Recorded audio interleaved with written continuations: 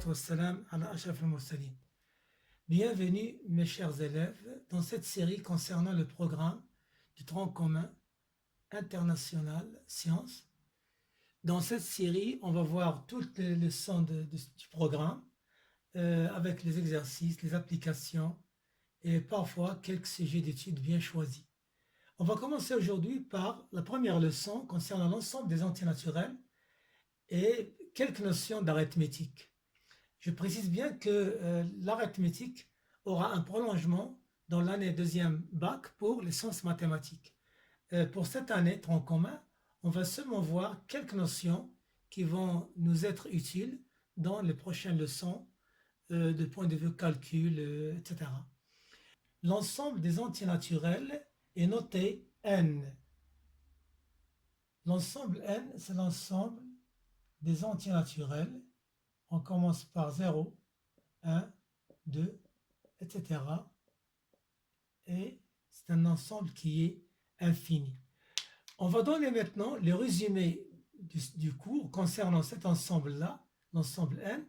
On peut faire le schéma suivant qui va nous aider à retenir l'essentiel de cette leçon. Donc, au centre, je vais noter.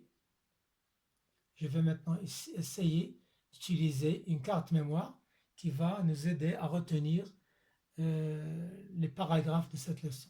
Au début de cette leçon, on va voir la définition, comme je viens de le citer tout à l'heure, la définition de l'ensemble n.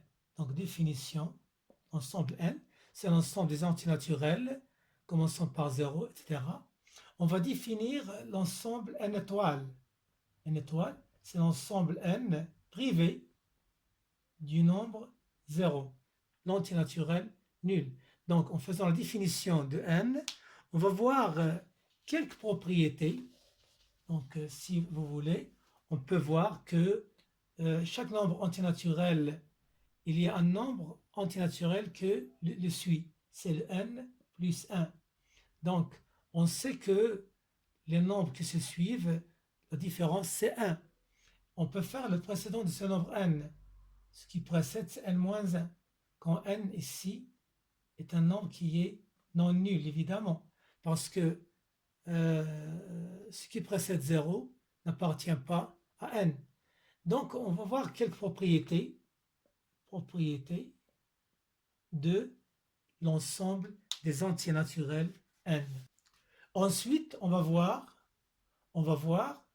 les sortes de nombres que contient l'ensemble n. L'ensemble n contient deux sortes de nombres. Vous avez les nombres pairs,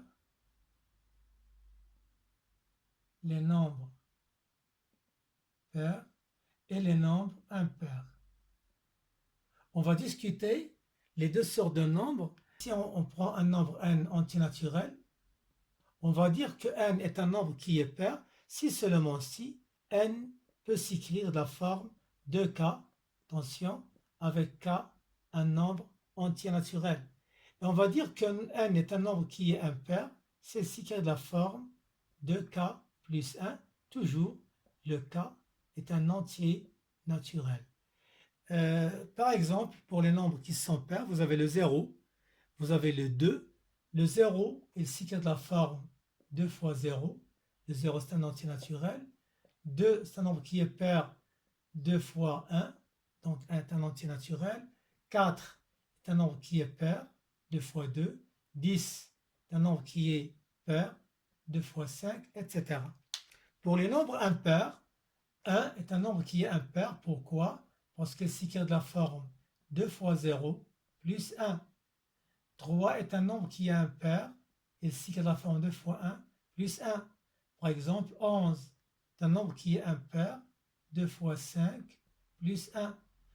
2017 est un nombre qui est impair. 2 fois 508 plus 1. Dans ce petit paragraphe, on peut numéroter les paragraphes de cette leçon. Le premier paragraphe, le deuxième. Dans le deuxième paragraphe, on va aussi voir, après avoir vu la définition d'un nombre pair, d'un nombre impair, quelques opérations sur les nombres pairs et le nombre impair. Par exemple, si je vous dis que la somme de deux nombres qui sont pairs est un nombre qui est pair. Pourquoi? Parce que n peut s'écrire de la forme k de k, m de la forme k' de k', avec k et k' sont deux entiers naturels évidemment. Quand on fait la somme, m plus n, n plus n, 2k de k', je peux factoriser par 2 et j'obtiens 2 facteurs d'un certain grand K en le posant est égal à petit k plus k'. Donc la somme de deux nombres qui sont pairs est un nombre qui est pair. De la même façon, la somme d'un nombre pair et d'un nombre qui est impair est un nombre qui est impair.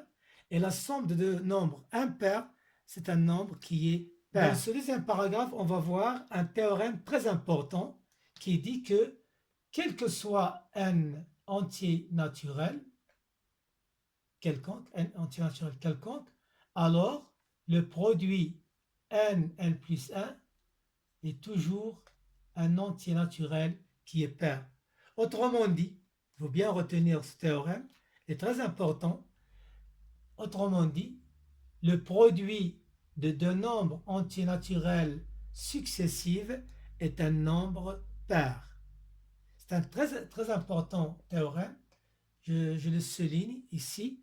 Et vous allez voir, quand on fera les applications et les exercices, l'utilité de ce fameux théorème. Je répète, le produit de deux entiers naturels successifs, est un nombre qui est pair, ou عدد زوجي. En ce qui concerne les nombres impairs, on dit en arabe عدد فردي. Ensuite, on va voir les diviseurs d'un nombre antinaturel. On va voir le PGDC et le PPMC. Dans ce paragraphe, le troisième paragraphe, dans cette leçon, on va d'abord définir les diviseurs d'un nombre et les multiples d'un nombre. Si je prends n, un entier naturel quelconque, les diviseurs du nombre n, ce sont les nombres qui divisent le nombre n. Par exemple, 6. Les diviseurs de 6 sont 1 qui divise 6. 6 sur 1 divisé par 1, c'est 6. On a aussi 2 qui divise le nombre 6. On a aussi le nombre 3 qui divise le nombre 6. On a aussi le nombre 6 lui-même. Donc vous avez 4 diviseurs du nombre 6. L'ensemble des diviseurs, on le note D6. Ça veut dire les diviseurs du nombre 6. Par exemple, je prends le nombre 11. Les diviseurs de 11 sont évidemment 1, parce que le 1 est diviseur de tous les entiers naturels. Et ensuite, vous remarquez bien qu'il divise lui-même. Et c'est tout. Donc les diviseurs de 11 sont deux nombres, 1 et lui-même. Donc en général, si vous avez n, un entier naturel, alors on note dn les diviseurs de ce nombre n. De la même façon, les multiples d'un nombre entier naturel. Si vous avez n, un entier naturel, on peut déterminer les multiples de n. Par exemple, si je prends par exemple 5, les multiples de 5 sont 5 lui-même, 5 fois 1, puis 5 fois 2, c'est 10, puis 15, puis vous avez 20, etc. Regardez bien, une très importante remarque ici, que les multiples d'un entier naturel sont infinis. Si je prends par exemple le nombre entier naturel 7, les multiples de 7 sont 7, 14, ici vous devez bien apprendre le tableau de multiplication, 21, 28, etc. Donc vous remarquez bien que les multiples d'un entier naturel sont infinis. L'ensemble des multiples de 7 est noté M7, multiple de 7. En général, si vous avez un entier naturel, l'ensemble des diviseurs est noté Dn, est un ensemble qui est fini. Retenez bien ça, mes élèves. c'est un ensemble qui est fini. Les diviseurs d'un nombre, ce sont les nombres antinaturels qui divisent n. Ça veut dire qu'ils seront inférieurs à n. Donc, ça sera un ensemble qui est fini. Mais l'ensemble des multiples de n, مضاعفات, قواسم مضاعفات, c'est un ensemble qui est infini. On ne peut pas arrêter cet ensemble. Donc, n, 2n, 3n, 4n, 5n, etc. Ensuite, on va voir le PGDC et le PPMC. Qu'est-ce que ça veut dire le PGDC? D'abord, c'est une écriture abrégée, simplifiée, du nom plus grand diviseur commun. Si vous avez n et m, deux entiers naturels, en déterminant l'ensemble diviseur de m et l'ensemble des diviseurs de m, on peut avoir quelques nombres communs entre les diviseurs de n et les diviseurs de m. Ces nombres communs dans les deux ensembles de n et de m, on voit le plus grand diviseur. Ça, c'est appelé plus grand diviseur commun. Exemple, prenons le nombre entier naturel 12 et le nombre entier naturel 9. Vous avez des 12, les diviseurs de 12 sont les suivants. 1, 2, 3, 4, 5 non. 5 ne divise pas 12. Vous le savez bien que vous avez le nombre des unités, c'est pas 0 et c'est pas 5. Donc 12 n'est pas divisible par 5. Donc je saute 5, j'aurai le 6. Le 6 divise 12. Puis on aura le 12. Et c'est tout. Ce sont les diviseurs du nombre antinaturel 12. Vous remarquez bien que c'est un ensemble qui est fini. Je donne maintenant les diviseurs du nombre 9. Donc je commence par 1, j'ai déjà dit ça, que le 1 c'est le diviseur commun de tous les entiers naturels. Tout entier naturel est divisible par 1. La division dans le quotient, le nombre lui-même.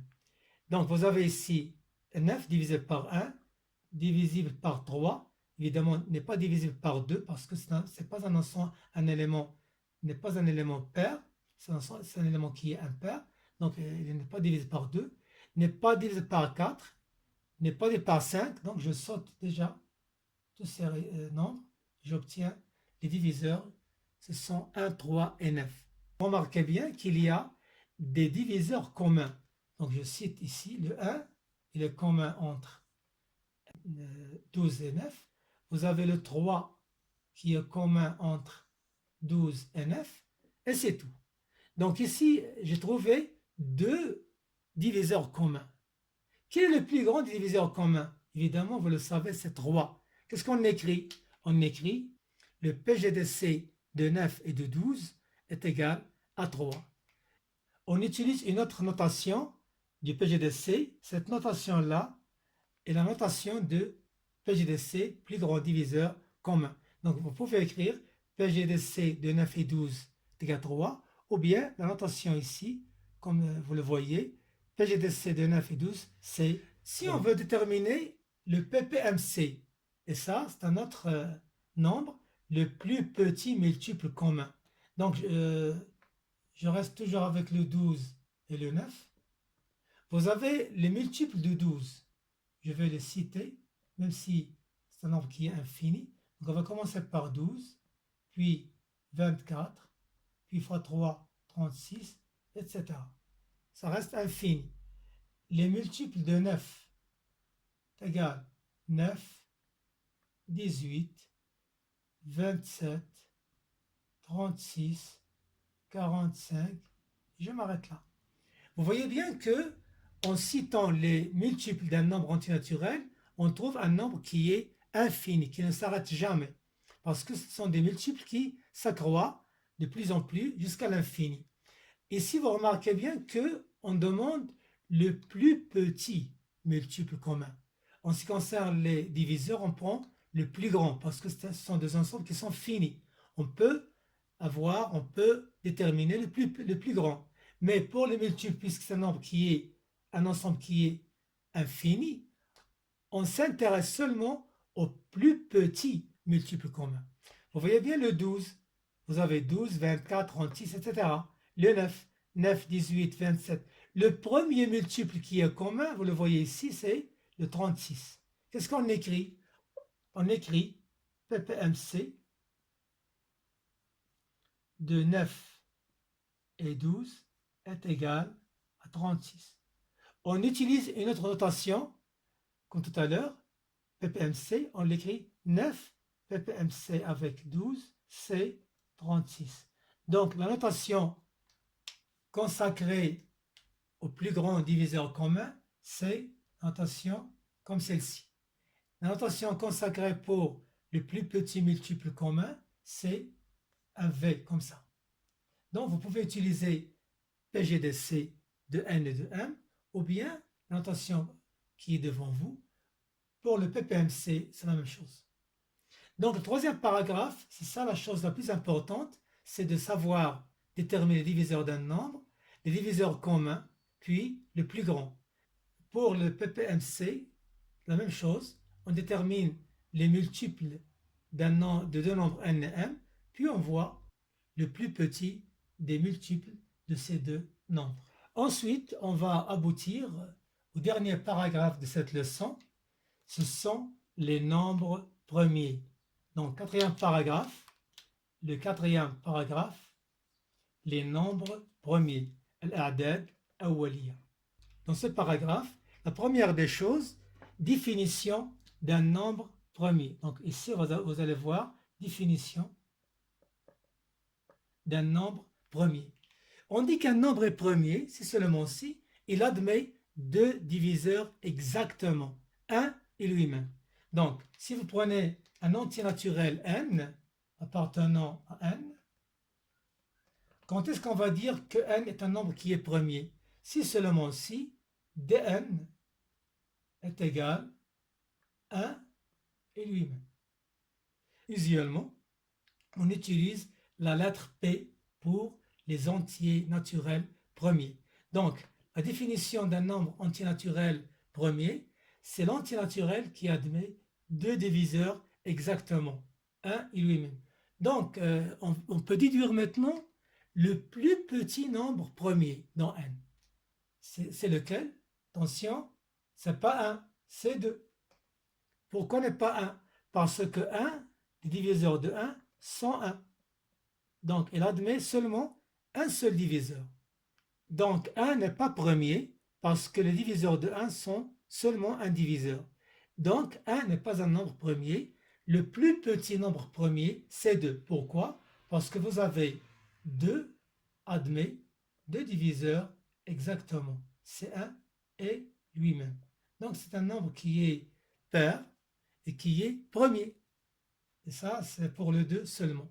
Donc, vous avez le plus petit nombre premier, c'est le nombre. Ensuite, on va voir la décomposition.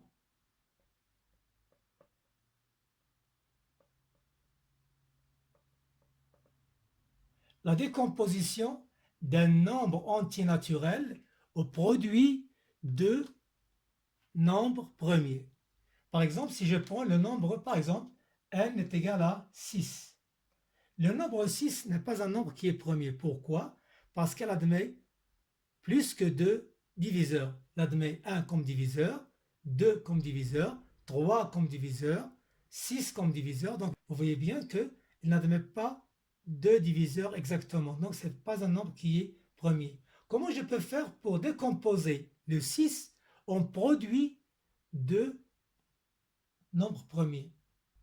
En utilisant les opérations de la multiplication, tableau de multiplication, je sais que le 6 est égal à 2 que multiplie 3. Donc je viens ici d'écrire le 6 comme étant le produit de deux nombres qui sont premiers. Évidemment, le 2, il est un nombre premier, et le 3 aussi est un nombre premier. Qu'est-ce que j'ai dit ici? J'ai décomposé le nombre 6 en produit de facteurs premiers, ou bien en produit de nombres premiers. Si je prends le nombre, par exemple, m est égal à 12. 12, ce n'est pas un nombre qui est premier. Donc, je peux le décomposer. Donc, je commence par faire 6 fois 2. Ça, c'est la première étape. Je peux faire la chose suivante. 6, c'est 2 fois 3 fois 2 et j'obtiens 2 au carré qui multiplie 3. Donc ici, vous voyez bien que j'ai décomposé le nombre 12 en produit de facteurs premiers. Par exemple, si je prends le nombre n est égal à 210. Le nombre 210 n'est pas un nombre premier. Pourquoi? Parce qu'il admet plusieurs diviseurs. Je cite le 1, le 2, le 5, etc. Donc, vous voyez bien, 10 divisé par 10. Donc, ce n'est pas un nombre qui est premier. Comment peut-on faire pour décomposer 210 en produit facteur premier? Je peux utiliser la méthode suivante. La méthode qui est faite de la façon suivante. Je fais la division par étape du 210 par les nombres premiers. Le plus petit nombre premier en question, c'est 2. À ce niveau-là, je vous conseille bien d'apprendre les 10 premiers nombres premiers. Pourquoi? On les utilise dans la décomposition d'un nombre quelconque. Donc, je cite ici 2, le premier nombre premier, le suivant 3. Vous avez le 5, je peux les écrire ici. Donc, on a le 2, 3, 5, 7, 2 est un nombre premier, 3 un nombre premier. Toujours, chacun de ces nombres-là, chacun d'eux admet 2 diviseurs exactement. 7, un nombre premier. Attention, 9 n'est pas un nombre premier, parce qu'il admet 3 diviseurs. On vient de le dire tout à l'heure. 11, le suivant, 13, 15 non, 16 non. Donc, je saute 17. 17, c'est un nombre qui est premier. 18 n'est pas un nombre premier. Donc, le 19. Le 21, non, parce qu'il est divisible par 3. Par 1, 3, 7, etc. Donc, vous avez le 23. C'est un nombre qui est premier. Donc, 23, premier. 24 n'est pas premier. 25 n'est pas premier. Divisé par 1, 5, etc. 26 n'est pas premier. 27 n'est pas premier. Parce qu'il est divisé par 1, 3 et 9, etc. Le 28 n'est pas premier. Donc, on aura le 29, un nombre qui est premier. 30 n'est pas premier. Donc, 31, oui, etc. Donc, il faut bien apprendre et savoir les 10 premiers nombres premiers jusqu'à 40 ou bien 41. 41, c'est un nombre qui est premier parce qu'on les utilise dans la décomposition. Regardez bien ici. 210, j'ai dit que ce n'est pas un nombre qui est premier. Puisqu'il est pair, donc je vais commencer par le nombre 2. C'est un nombre qui est premier. 210 sur 2, ça donne 105. Donc la division, je fais la division, je pose ici le quotient. 105 n'est pas divisé par 2. Donc je répète, c'est divisé par 2, je suis la division. Sinon, je saute. Est-ce qu'il est divisé par 3? Je vois le deuxième. Oui, puisque la somme constituant ce nombre est 6. 1 plus 0 plus 5, c'est 6. 6 divisible par 3, donc je peux diviser par 3. 105 divisible par 3, ça donne quoi? Ça donne 35. 35, c'est le quotient. 105 sur 3, 35. Est-ce que 35 est divisible encore par 3? La somme, 3 plus 5, c'est 8. Donc, je saute le 3. Est-ce qu'il est par 5? Le suivant. Oui, donc 35 par 5, ça donne 7. Et le 7, c'est un nombre qui est premier, divisé par lui-même. Vous aurez 7, 1, 1 et 1.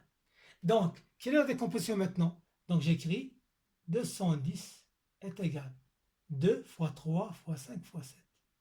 Ça, c'est une très importante méthode pour décomposer un nombre au produit de facteurs premiers.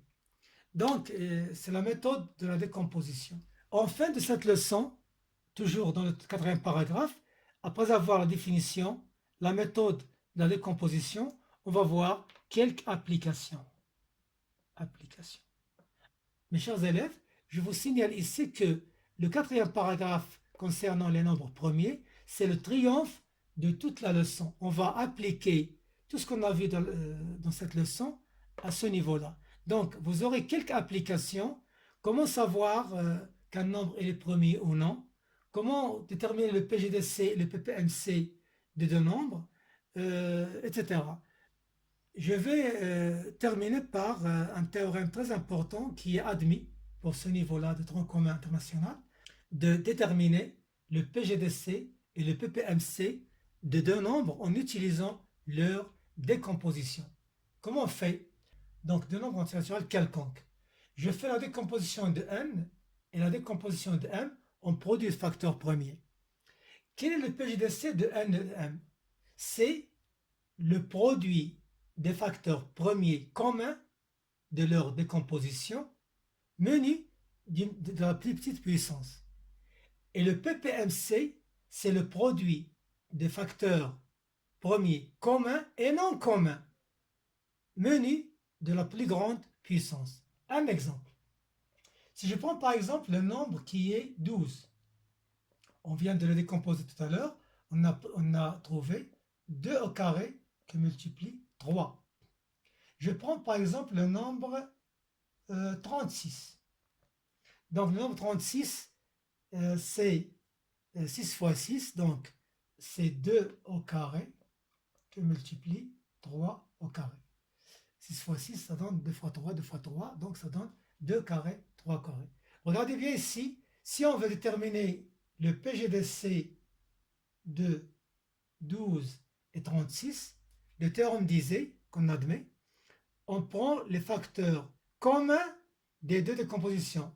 On voit bien qu'on a 2 et 3, ce sont deux facteurs communs, munis de leur plus petite puissance. Donc, la plus petite puissance entre 2 et 2, c'est 2 au carré. Ici, vous avez la puissance 1 et la puissance ici 2. Donc, je prends la plus petite. Donc, j'aurai 4 fois 3, c'est 12. Pour le PPMC de 12 et 36, on prend les facteurs communs et non communs. Vous avez ici, les facteurs sont tous communs, munis de leur plus grande puissance. Donc vous avez ici 36, c'est le plus petit multiple. Un autre exemple, je prends 210, décomposition 2 fois 3 fois 5 fois 7, 112, décomposition 2 à la puissance 4 fois 7, le PGDC, donc 210 et 112, le produit des facteurs communs, donc communs seulement, donc C2, menu de la plus petite puissance, C2. Donc, vous avez ici le plus grand diviseur commun de 210 et de 12, C2. Pour le PPMC de 210 et de 112, les facteurs communs et non communs avec leur plus grande puissance. Pour les deux, vous avez la plus grande, c'est 4. Pour les autres, c'est 1, 1, 1, etc. Donc, vous avez à calculer ce nombre, et c'est ça le plus petit multiple commun des deux nombres antinaturels, 210 et 112. Je vous remercie pour votre attention. À la prochaine et bon courage.